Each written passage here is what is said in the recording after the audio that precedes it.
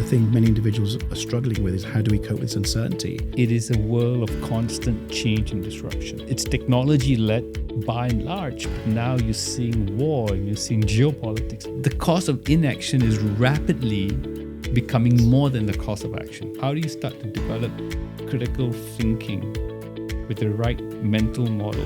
It's going to be super important in a world of constant change. The leaders who walk the talk, lead with empathy. They are challenging the status quo on every single day. They absolutely are. But there's humanity in leadership. The analogy for me is, how do you learn how to dance in the rain versus taking cover when the rain comes? Give me noodles, any kind of noodles works for me, works really well. Singapore is famous for its Hokkien mee.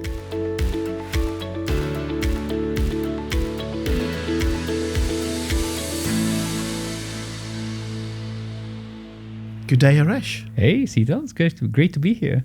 Thank you so much for joining us on the show.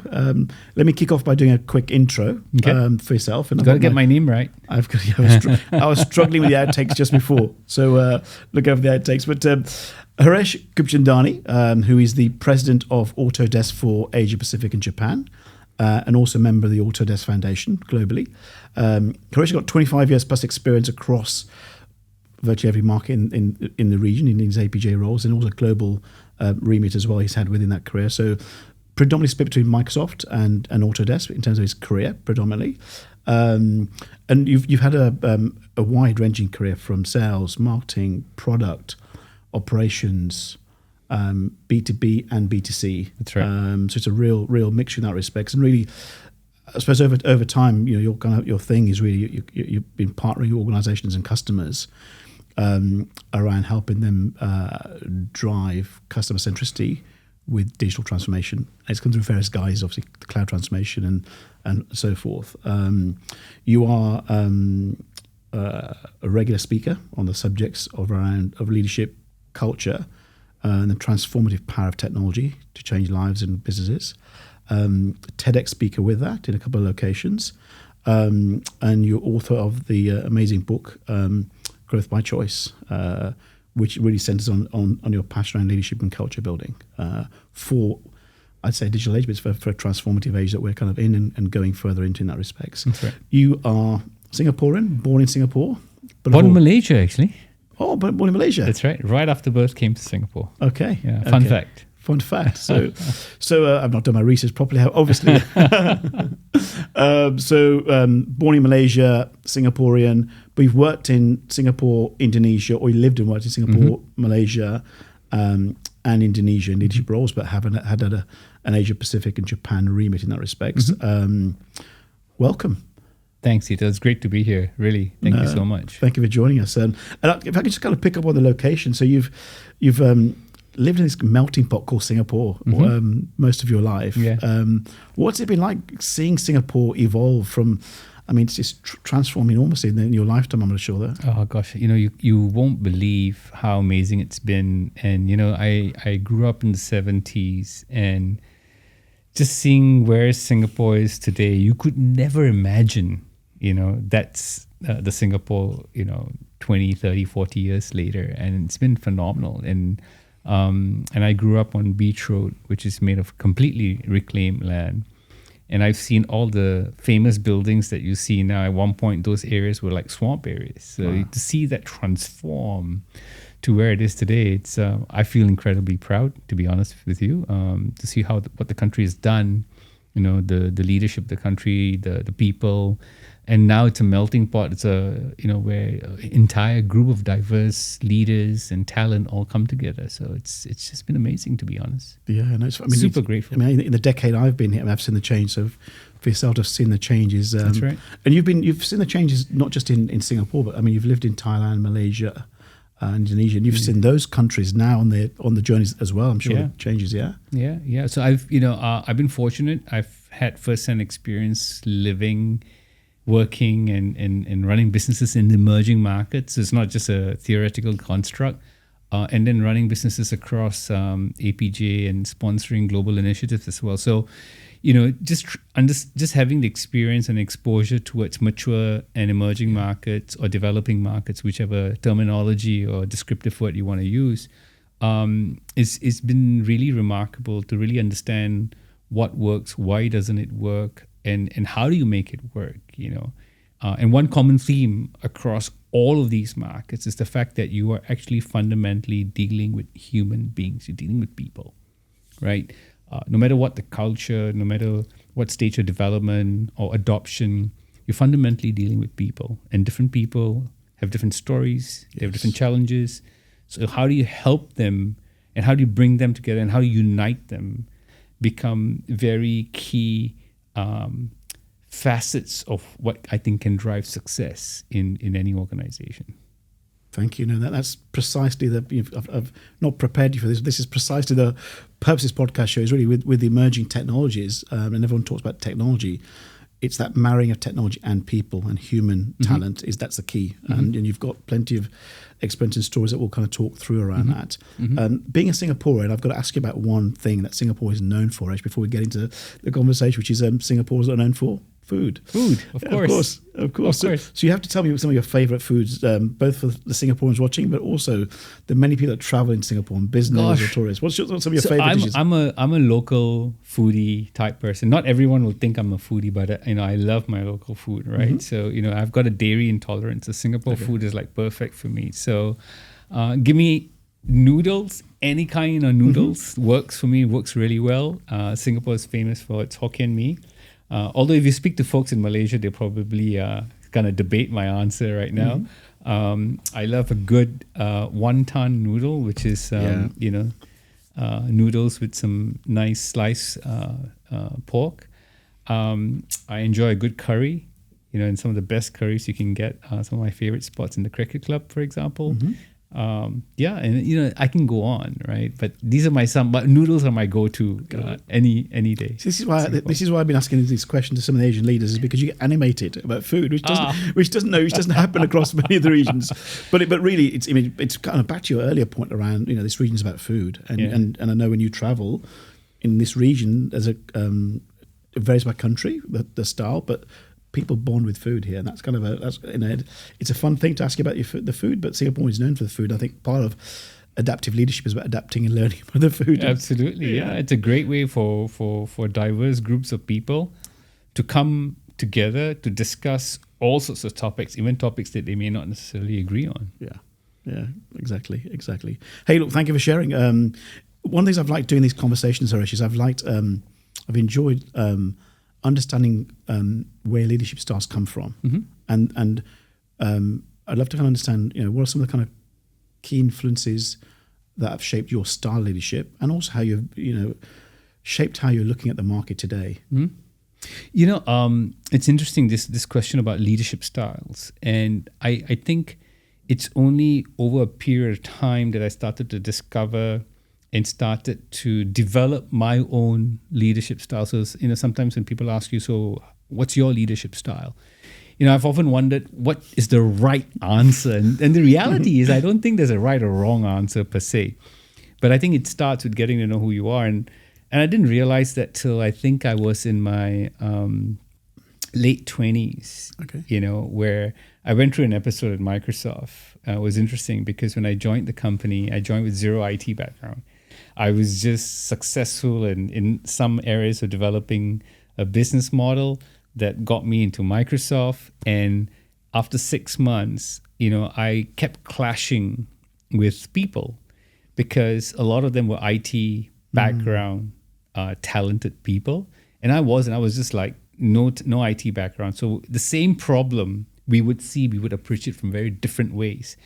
And when you're young and naive, you think you know everything. You think you're right and he's wrong or she's wrong. So, the clash happens. So it was more my fault. It wasn't anyone else's fault, to be fair. And what ended up happening at the end of 6 months, I was burnt out. I worked really hard, burnt out, couldn't understand the other side. And I called up my headhunter and I said, get me out of here. And then I was, telling her, I said, I don't know, what kind of a place you got me. She says, okay, I understand. I said, I'll call you back. And I waited 19 years for that call to come. And it was the best call I never got back, And I think that instance, that instance stayed in my head for a long time, because off the back of that instance, I had to figure out how I thrive in that environment. And one day I got feedback about me from someone who valued me, but she had the courage to tell me what I needed to hear versus what I wanted to hear. And she was the only one. And at that point in time, I had to make a choice. Either I stick to my gun saying I'm right, she's wrong, or I listen to her and I start to pivot and say, okay, this is not who I want to be, so I got to take a different course of action. That's what I did. I would say I had I think got lucky with that choice that I took. And I think over time, I started to learn about myself, who I really was.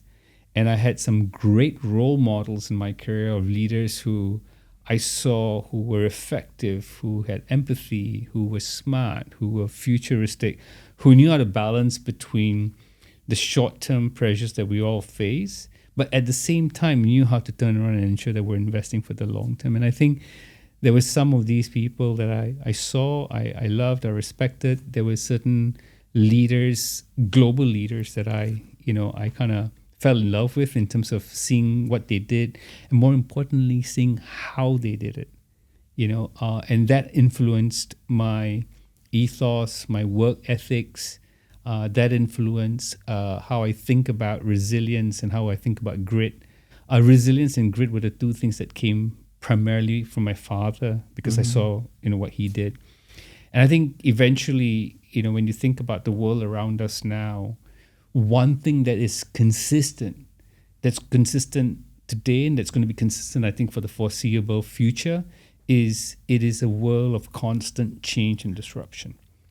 It's technology led by and large, but now you're seeing war and you're seeing geopolitics and you're seeing a whole bunch of other things coming together now that is making it really challenging to lead in these times. But it is also making it very important to have strong leadership in these times. And I think that all of this is culmination of all of this, and a rich dose of self-awareness that has helped me kind of identify what my leadership style is, and has allowed me then to flex depending on the business I take on, depending on circumstance, context, depending on industry.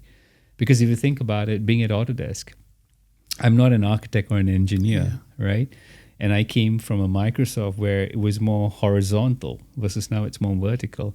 But the ability to adapt so that you can then use your leadership skills to basically build business, scale businesses, transform businesses, work with customers across different domains becomes important. And I think over time I realized, the ability to adapt versus having a one-trick pony style of leadership was an asset that I think I developed over time.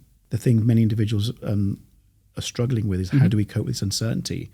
But the reality is that we've probably been through in our history something that's given us the tools, and you've articulated really well. But the reality is in you can't control the uncertainty. Yeah.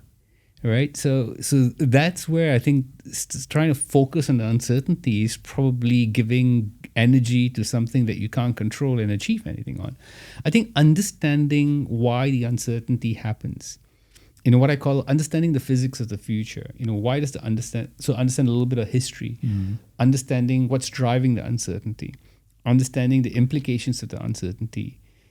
Trying to broaden your horizons in your mind and speak to different people to get their perspective, so not to be, not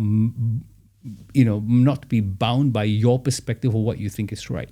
The one thing, self-awareness has done for me is ensure that I realize I don't know everything, and that I should have enough humility within me to say, I don't know, and go to, say, Sital and say, can you help me understand this? Or ask for help from somewhere. And hence why I think, I've surrounded myself with people who are much smarter than me. I work with a great bunch of colleagues at Autodesk. I think they're actually incredibly smart. In fact, much smarter than me. And they complement me in ways that I would have never imagined. And that's allowed me to get perspectives that I would never have thought of. That's allowed me to then make decisions and make trade-offs accordingly. Right or wrong, I take accountability for them, but help me make more informed decisions, right? And I think that's going to be key, and it needs to be a key tenet about how we want to think about decisions. So when you think about decision making and leadership in a day of in an era of constant change, everyone's using this term data driven decision making. I like to think it more from the standpoint of data informed decision making. So I think data needs to be a part of it, but your experiences, your perspectives, your what your insights are from conversations and what you're having or listening to need to be complementary with the data in order for you to make those decisions. And that's not easy to do. But I do believe, data informed decisions are going to be a key tenet for decision making for leaders as they go forward. I think you've summarized really well. Those two, three elements, which are leadership strengths, I think are probably even more important in understanding. So a couple of bits you mentioned there around humility, and the humility to kind of be a learner, surround yourself with smarter people yourself, and learn from them. And in evolving times, that is key. And the data is kind of becoming more and more valuable. But I think you've articulated there the combination of quantitative data, and there's some qualitative data you pick up with your soft skills and your conversations, etc. And your experiences. Exactly. So if I can kind of just shift to kind of some of the specifics of what's happening right now. So if we look at the pace of digital disruption, and whether it's AI or other technologies that are driving innovation and disruption, and all the concerns potentially around the risks around that, around jobs around that, but then also the challenge around leading through change as well. How are you in the Autodesk team thinking around how you're approaching this era, specific given some of the things you've mentioned there? Well, the ability to keep learning is going to be super key. Everything I know now, I know because I kind of learned it. Either I learned it from my successes, I go to school, or I learned it from my failures or from my mistakes or from conversations that I've had with people. So the reality is, this whole concept of lifelong learning can never stop. It's not just a tagline. It needs to be an imperative, that sense of curiosity, that sense of recognizing you don't know everything. It's going to be super important for, I think, everyone to realize that they gotta start developing that sort of a mental model. So when you think about this era of change and constant change, the true north is really our customers. How are our customers innovating? What are they facing? What challenges are there? What opportunities are there, right? So everything in the world today that gets designed and made uses our software. So we're in the center of everything that gets designed and made. This mic, your watch, your iPad, your electric car, your rockets, your movies. We're in the center of all of that, our technology. So how do we ensure the problems and the challenges our customers are facing, and then how do we innovate to help them solve and tackle those challenges? And it could be climate change to a variety of other things, improving efficiency, for example, using better materials, for example, to how do we ensure where the opportunities are and how do we innovate so that they can take advantage of that, right? So when you think about it, we're going to be the design and make partner for the LA28 Olympics officially, right? So the Olympics will basically, the LA28 Olympics will be the most sustainable Olympics in the history of the Olympics, right? So whatever new infrastructure they build can be reused, so it's not going to contribute to waste. And everything else, we'll use our software to basically upgrade existing infrastructure for them to use it for the Olympics. And we're going to be the official partner, and we're going to be at the center of all of that. So, we're continuing to listen, we're continuing to innovate so that we can help our customers solve problems, and we can help them take advantage of new opportunities in the process. And that will mean, using technologies like AI. That would mean automating processes that are, predictable processes, run-of-the-mill processes that we can automate so that we can help, our technologies can help human ingenuity come out in its most profound ways. So architects can use their creativity in more profound ways versus saying doing the basic jobs. So if we can, and there are a variety of different examples. For example, that we can automate, frees up time so that architects, engineers, and a whole bunch of other people in this discipline can use their creativity and their human ingenuity and their smarts to do more value-added work. I mean, you've painted an exciting picture of some of the ways in which technology can innovate to solve problems, but innovate in terms of creating different outcomes. You've kind of led me on to where I was going to go next, which is around, what are the challenges and opportunities for talent? So for people in your org and other orgs, with the advent of this innovation, if you can kind of click down a bit more in that respect, that'd be great. I get super excited with change. So, I've been the beneficiary of disruption and change, both in its positive and not so positive ways, right? So I get super excited with change because it just means for me that there's opportunity for me to take on bigger responsibilities or learn new skills or meet new people, and so on and so forth. So for me, change is at the heart of opportunity. And I think for me, our mental models, our mindsets need to be updated. Okay, so when I wrote the book Growth by Choice that you talked about at the beginning, and I did it for two reasons. One is, in the event I go, I wanted to capture my voice for my children, all right, so that they could hear my perspective, no right or wrong, just my perspective on what it means to thrive in a world of change. The second reason I wrote the book, Sital, is to answer this question. There are many smart people out there.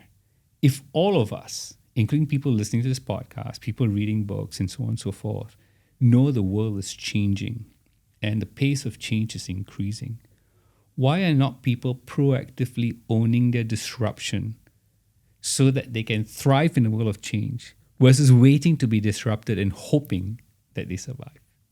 That was the question I wanted to answer. It's like, we know the world is changing, so what are you doing about it? Right? How are you thinking about it versus staying in the status quo? And I think that's where I went on that exploratory journey to talk about growth by choice, because I think we have choices. So I think when you look at this day and age, how do we surround ourselves? How do we educate ourselves? How do we learn how to let go of our past successes, which is a bad teacher for us, in terms of what the future could look like. It's really important for us to ensure that we learn from our successes so that we can repeat it. And if we got lucky, then recognize we got lucky, and then make sure that we go understand what it took to succeed. And if we fail, then make sure that we learn from that as well. Now, these are very cliche things that you probably have heard every leader tell you that. But the reality is, it starts with you understanding who you are.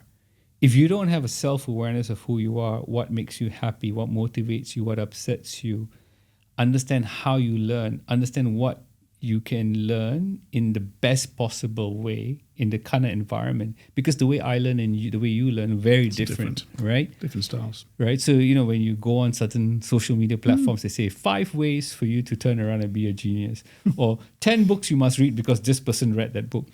The reality is, some people prefer listening to a podcast for insights and information. Some people reading a book, some people audiobook, some people just prefer going to events. I don't know. But the reality is, we're all different. So I think over time, I started to understand who I really was and what kind of got me up, what kind of got me down. I understood my triggers. And I think I managed to hone that over a period of time. So, and I took proactive steps. I took risks in my career, which were, quite honestly, could be one-way ticket kind of risks. You succeed, you come back. You don't succeed, then you're done for. But at some point, the best bet you can make, in my opinion, is on yourself. Right? Again, intellectually, we know this. Everything about taking risk and learning from failure and surrounding yourself with people who are smarter than you. Intellectually, everyone knows this. But how many of us actually live it and do it and align with how we feel? Yeah, I think that's the key. And I mean, you've been, there's some of the things you're talking about in terms of learning, humility, being curious, taking risks, taking a bet on yourself. It's sprawled all over social media or on every book. The question is doing it for yourself and creating an environment as a leader where you facilitate that kind of culture. Correct. So what are some of the specifics? Give me 2 or 3 specifics from a leadership strategy or style point of view that you have consistently found creates the right environment for that. So I think, building culture becomes a really key imperative for any organization to be successful. And this is one of the things I'm super proud of who we are at Autodesk, right? We've got a great culture. We've got leaders who walk the talk, lead with empathy. They're challenging the status quo on every single day. They absolutely are. But there's humanity in leadership. Yeah. And I think that's super important as you go forward, right? Both, yeah. You got to do both, right? In my case, personally, my style, I'm data informed. For me, data works for me. I don't work for the data. I'm very, very deliberate and intentional in that particular, in that way. I'm constantly looking for great talent to come in, but not just people who are smart, but people who've got a heart, who are passionate, and people who genuinely want to make a difference. It's one thing to be super smart, but it's one thing to be smart and that you have a desire to want to make a difference. And the difference could be to society, difference could be to customers, difference could be you actually want to build a high-performing team that can go deliver out there, right? Whatever little success I've seen and tasted, it's not because of me. It's because I work with an incredibly great bunch of people who do good work every single day, right? So for me, creating, hiring the right people, bringing them together, having honest conversations about what they're doing well, what they may not be doing well, becomes a core part of a culture where we can build trust. Having open conversations amongst groups of people about what's going well and what's not going well, and what happens if we don't fix it, becomes another, for me, key aspect of how I build such teams and how I think about leading in a time of constant change, and then empowering my teams to make decisions. So finding the right balance between decisions I will make and democratizing decision making, so that all roads doesn't lead to Rome, right? All roads from an accountability standpoint should lead to Rome, but the ability to empower people to make decisions and get behind that becomes super important. Again, intellectually, you can read any leadership book. They'll tell you all this. But the ability to do it also requires key human skills. The ability to let go is a human skill, right? It's not a business school skill. So how do you let go as a leader and then empower other people? And in the course of it, if they do a good job, some leaders might say, oh no, I might be irrelevant because they can do it. So then what happens to me? To me, that's a sign of success. That means you get a chance to go figure out what you do. And that's a signal of a growth mindset, yes, that you want to empower people so you can then take it to the next level and stretch yourself. And that's what I'm saying. You got so many books, so many podcasts, so many talks out there telling you all of this. But it comes down to the human level. At the human level, how do you actually do it? How do you inspire others to do it? How do you create an environment where someone is willing to take the leap and say, if I want to take a risk, I'm going to take a risk on myself. And I get the support to do that. And that's why I say at the end of the day, no matter what culture you come from, no matter where you come from, we all have one thing in common. We're all human beings. It's people. So if you could kind of, moving away from the advice and the books and the podcasts, if you could codify that 2 or 3 elements that someone listening today could then turn inspiration to action, what are the specifics? Is it habits? Is it rituals? Is it a way they operate day to day? I think it's a combination of stuff. But first thing I'd say is understand who you are. Do you know why you don't want to take a risk? Yeah. And people can say, oh, it's a bad manager or the culture of the company, or I lose face. So you can blame everyone else. The reality is the buck starts and stops with us as individuals for our own growth. So we got to understand ourselves. So I'd say the first thing I'd say is go understand who you are. What upsets you? What motivates you? What triggers you? What inspires you? And why? Once you start to understand that, then you can start to turn around and say, wow, I didn't realize these were my 2 or 3 triggers. And then you can say, okay, if they're positive triggers, great. If they're negative triggers, then what do I do with it? And if they're positive triggers, how do I amplify it? Then I'd say, make sure you're willing to turn around and have learning partners or find a coach that will tell you what you need to hear versus what you want to hear. Because most of us don't like to hear feedback about ourselves, especially if it's not so positive. I think that's going to be super key. And it'll be a key process for learning who we are. You can go to school, but school will not teach you all these things, right? And then I think, I'm taking notes, Haresh, you can tell, yeah. Go for it. And I think in all the other skill sets that you learn, you go to school, you go for AI courses, all that to me is par for the course. You got to do that, right? But you got to learn how to invest in your own self. And that's why in a world that is super busy, whether you're being in a world, how I usually frame it in this way. I have a slide that says, when I present out there, we live in a world of finite time and attention, but infinite amounts of devices and data. Yeah. That's going to continue to grow and to polarize us. So if you know this, if you have knowledge of this, then what do you do?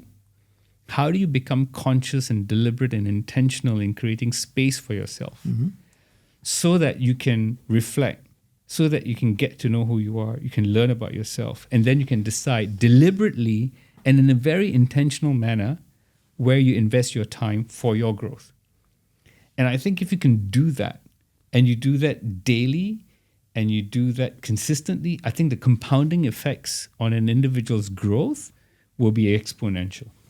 No, thank you. So, I'm trying to codify, if that makes sense. So there's a piece around deep self-awareness. It's not just I know my strengths, but there's a level of awareness in terms of how you operate, how you learn, triggers, why, and so forth. And then there's a piece around learning partners and people that you can learn with and learn from, listening to the things that you maybe don't want to hear, but taking it on the chin and learning from those. Yep.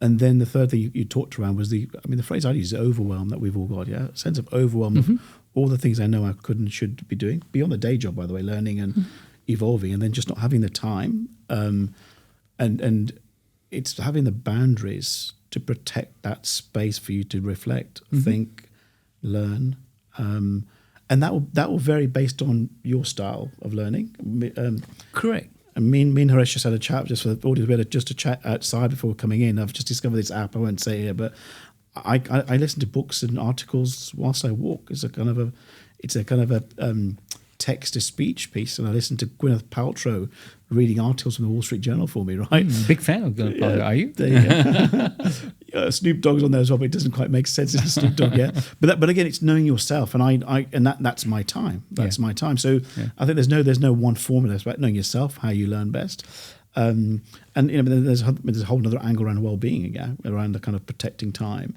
And as technology and innovation comes, there'll be more solutions, but there'll be more challenges as well in that respect. Yeah, and I genuinely believe that growth is a long game. It's not a short game. And most of us, when we start out our careers, we play the short game because by a certain age, we want to have so much money and so cars and house and blah, blah, whatever it is. Growth is a long game. And I think if you want to play the long game, growth will actually come from stillness. I think that's the irony of it all. So if you create space for you to be still, only then, I think, can you then decide what you do to invest in order for you to accelerate.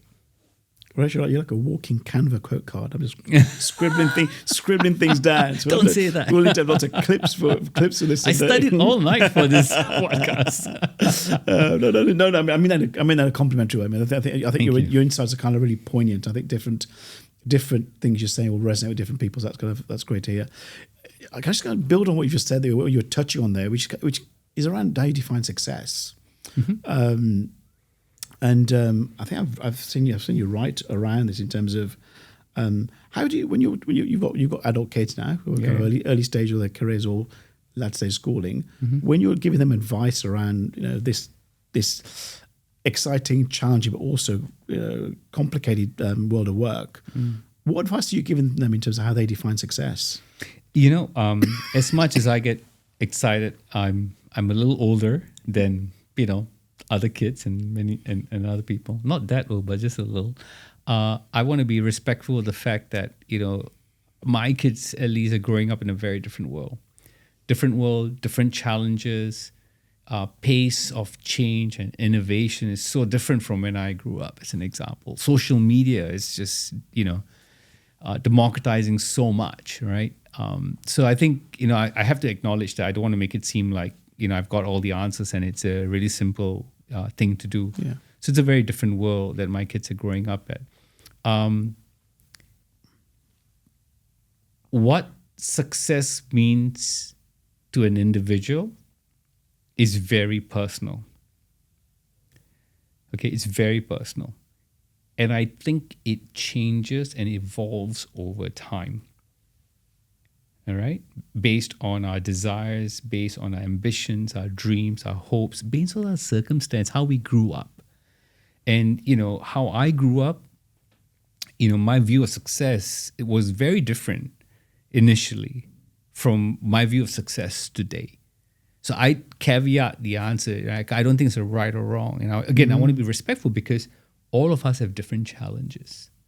All right? Whether some of us have challenges just to put food on the table, pay the bills, look after elderly parents or whatever it may be, we all have a story that's unique to us. So it's not fair for me to say this is what success looks like. But for me today and over the last slightly more than a decade, success has always been, as a leader for me, about how I make others successful. Yeah. All right. So the moment I make others successful, that's where I think I realize it matters to me. I can feel the adrenaline flowing. I can feel, the energy in my body when I do that, when I see someone succeed as an individual or a team or whatever it is. And I think for me, I realized that's for me what success is. The ability to earn respect from other people, the ability to help other people become successful, the ability for me to be humble enough to learn, recognizing I may have made a mistake or I don't know everything. That's success for me. So I don't tell my kids this is what success means. I tell my kids this is how I look at success. But it's something that's evolved over a period of time, and I think that's the reason why I teach. That's the reason why I coach. I'm an executive coach. That's the reason why I love leading teams and being part of teams, because I hope to be able to enable others in the process.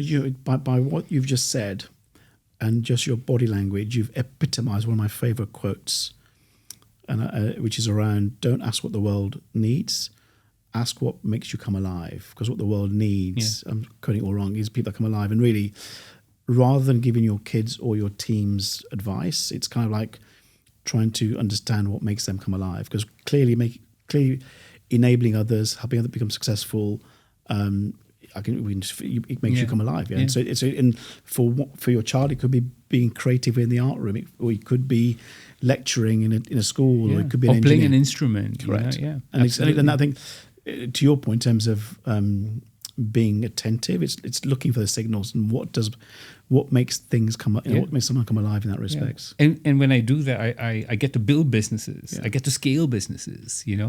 I get to work with smart people, and all of that for me, is what I love doing, and that's why I love what I do at Autodesk. I love doing what I did at Microsoft, and I want to try and do it as long as I can. Yeah, no, it's inspiring seeing you kind of get energized around enabling success.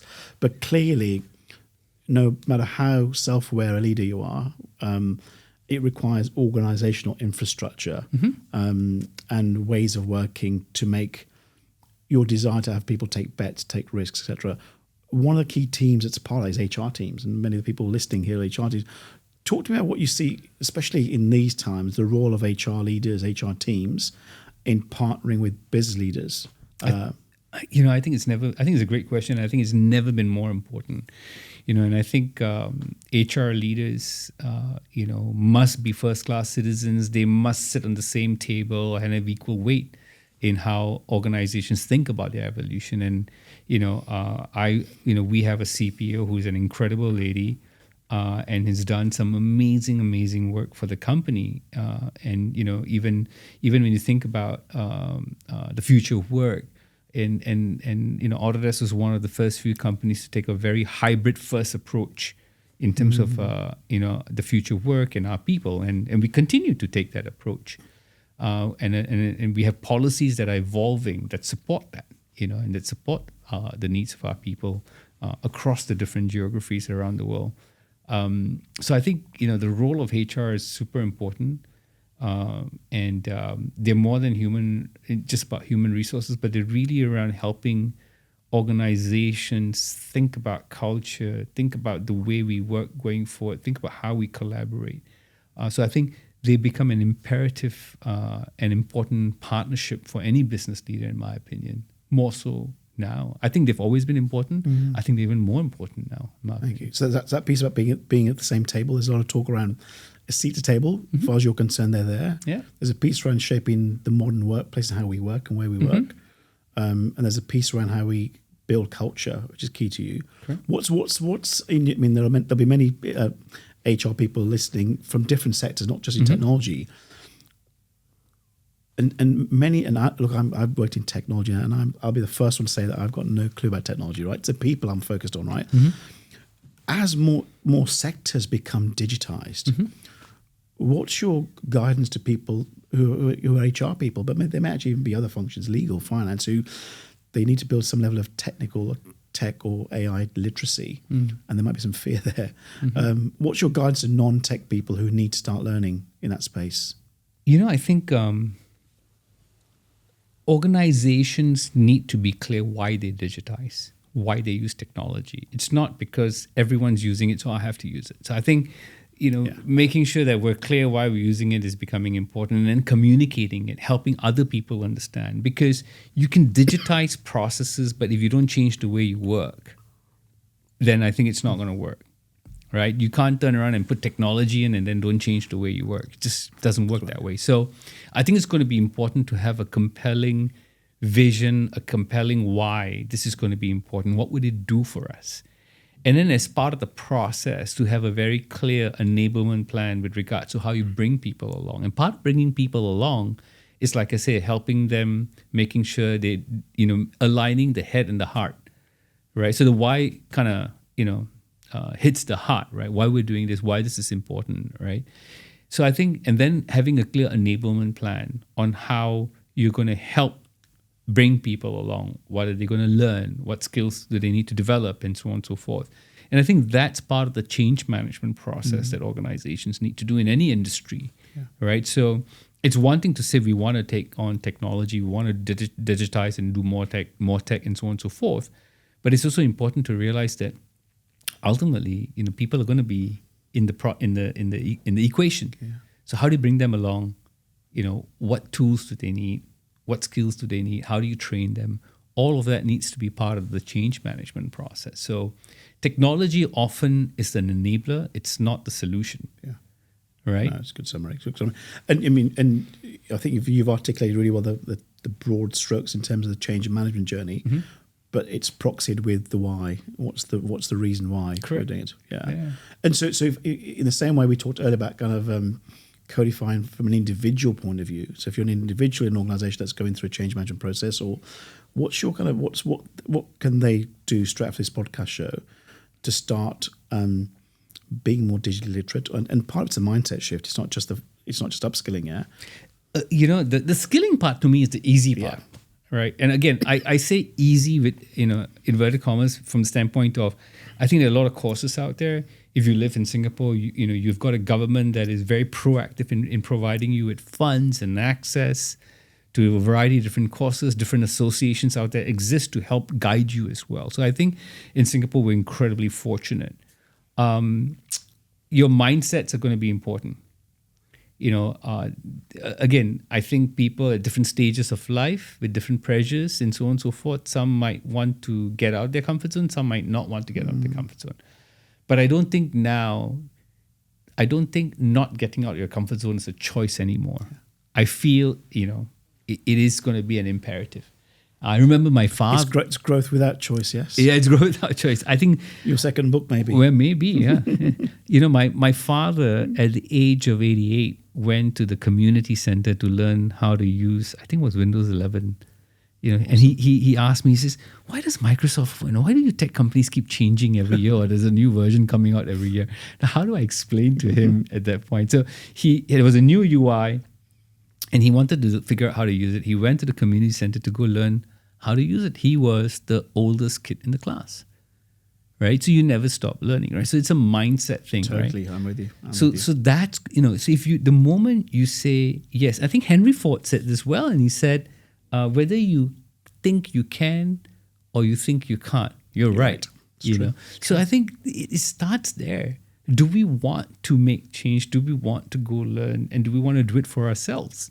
Right. And what's the cost of inaction? What happens if you don't do it? Most of us think about the cost of action, right? I have to spend money, or I have no time, or whatever it is. And if I do it, what do I get? But the cost of inaction is rapidly becoming more than the cost of action. Totally. And I think that's where I think we need to turn around and make sure. So I think the skill sets, making sure that you understand the why, the mindsets, and then ask yourself, what can you do more?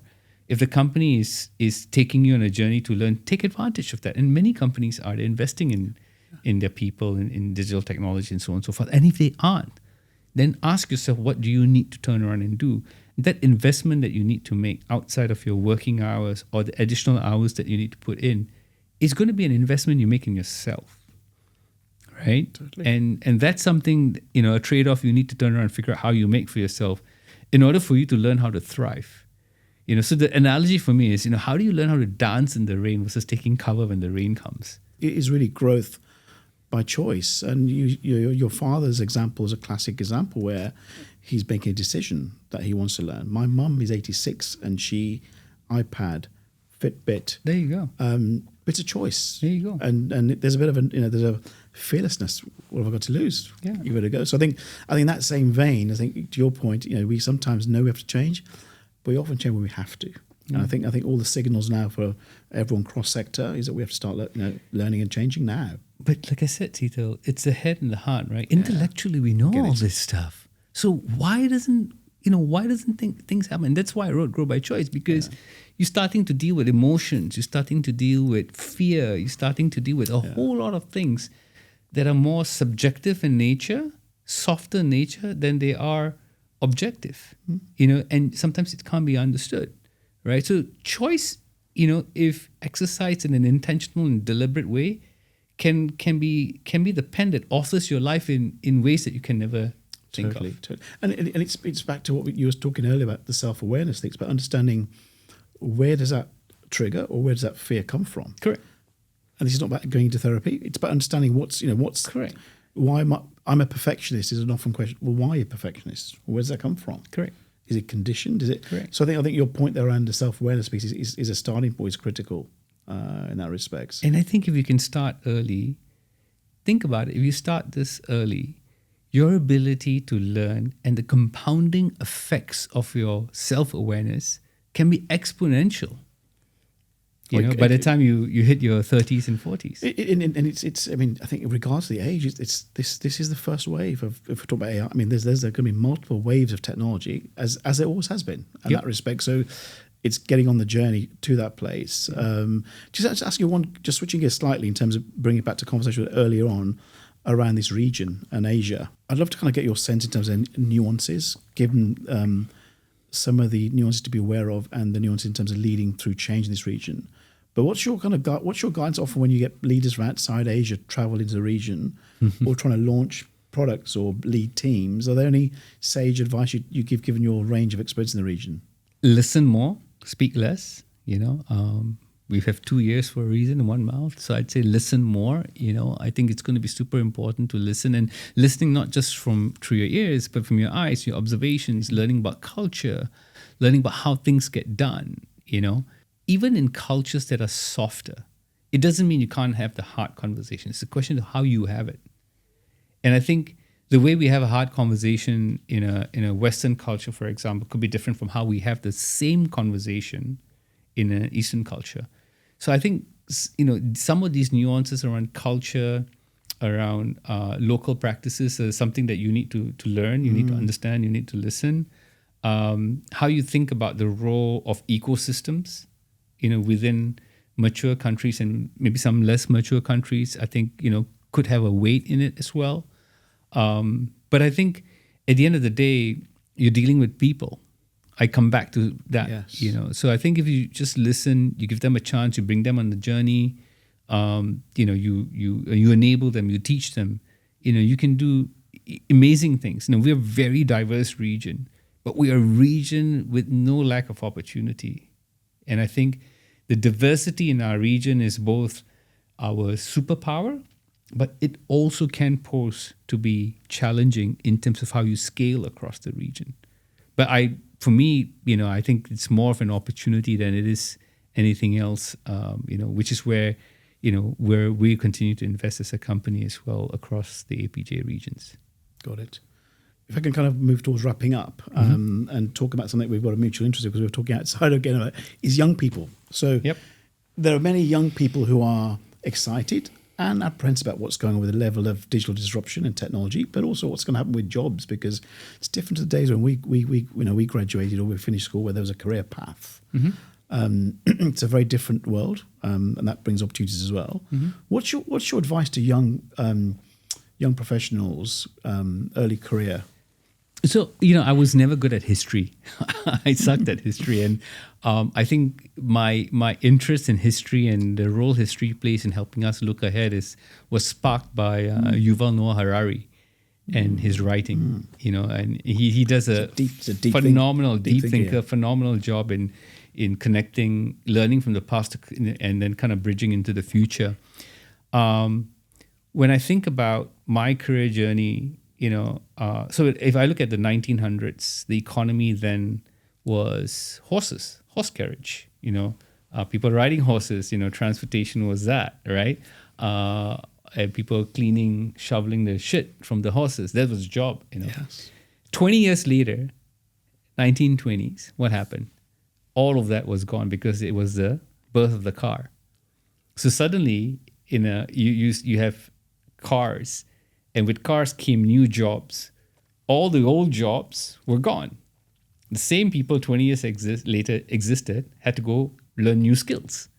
This is in the 1900s, okay? Maybe it's over 20-year periods, it's a little longer. Now the periods Condensed has shortened significantly, right? So I think the whole concept of change and the pace of change, concept of change hasn't changed. Pace of change has increased rapidly, all right? But learning new skills and so on and so forth is something that we've all had to do. I started my career as a flight steward with Singapore Airlines. I read, yes. Many years ago, right? I never thought I would have joined Microsoft, and I joined it without an IT background and learned IT along the way. So I think, whatever your age group, and especially you're starting out now, can I predict what's going to happen 10, 20, 30 years from now? There's enough articles out there for you to read, go predict what the future is. In the 1900s, did the guy know he was going to lose his job 20 years later? The answer is no. So I think it's important for us to make sure that we understand what the physics of the future is. So read, understand, broaden your mind, your perspective. 2, focus on what you can control. What you cannot control is what happens 20 years from now, 10 years from now, but there's going to be just. What you can control is your attitude, your mindset, how you learn, how you apply, how you go and get internships, how you stay humble. You can control all of that. And I'd say, build that mindset that allows you to build a variety of different tools in your toolbox so that you can look at the same problem in different ways. And that is a skill set, an asset in a world of constant change. Because if all you have in your toolbox is a hammer, every single problem will look like a nail. And that doesn't hold you in good stead. In changing times, absolutely. In changing times as well. So, how do you develop that mental model in order for you to try? Failing is going to be, and part of that attitude is being comfortable with failure. Yeah. Right? And you just have to start to learn how to embrace making mistakes and failing, because that's the way you're going to learn. That's the way you're going to get smarter. Right? I grew up in a system where failing was frowned upon. I had to unlearn all of that. Okay, I had to unlearn all of that and develop my own critical thinking skills over a period of time because that's not how I grew up. But education systems are changing significantly. So how do you start to develop critical thinking with the right mental model? All right, it's going to be super important in a world of constant change because that's what you can control. You can't control the change. You can't control whether it's going to have jobs. But if you can apply these skill sets, you'll be able to dance in the rain, in my opinion. Absolutely. And it's reiterating the points you've said before, and the humility, self-awareness, adaptability.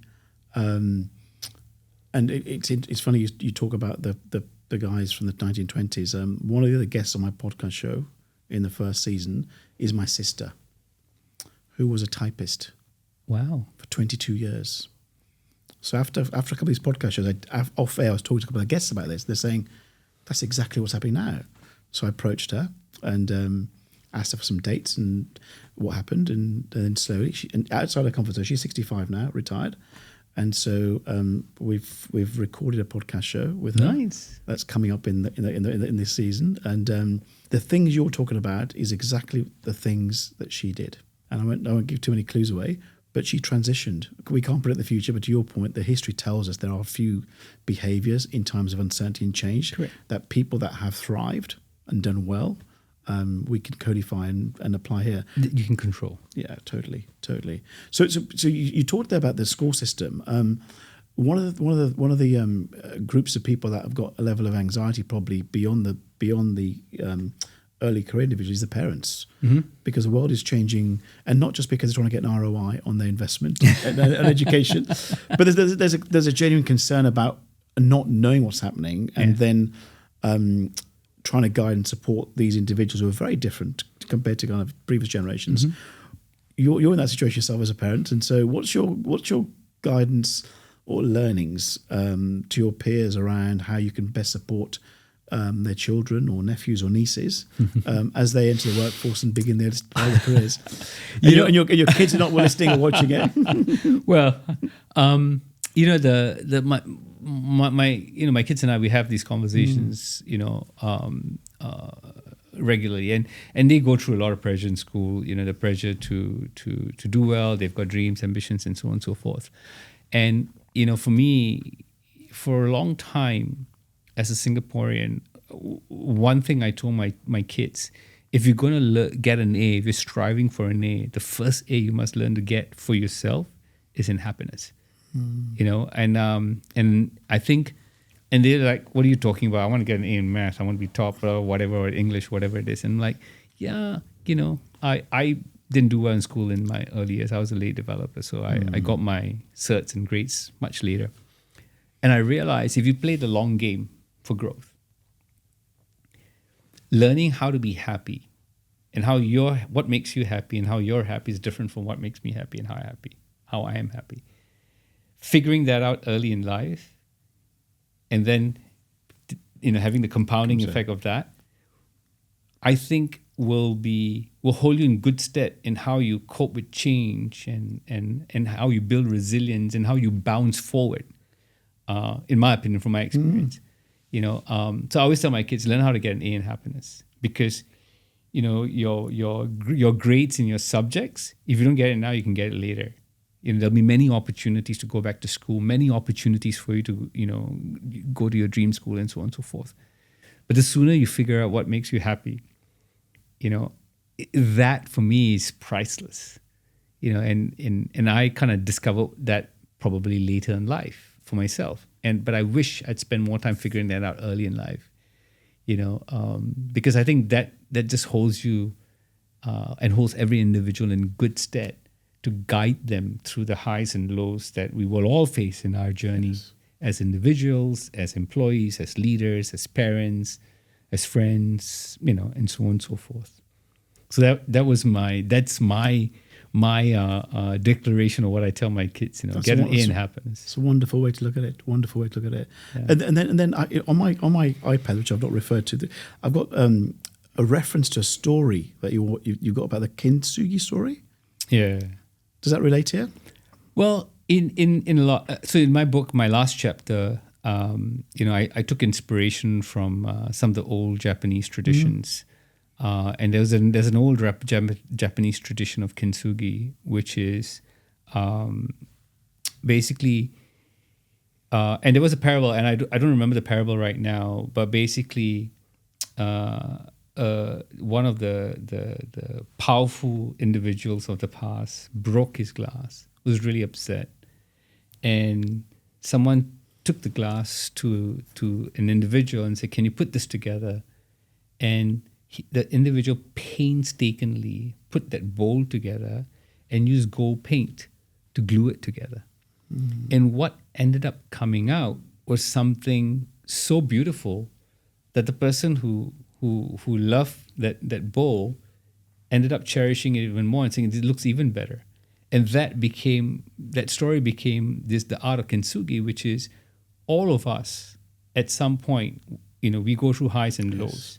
We will be broken, we will take risks, and we will fail, and we will make mistakes, and we will get hurt.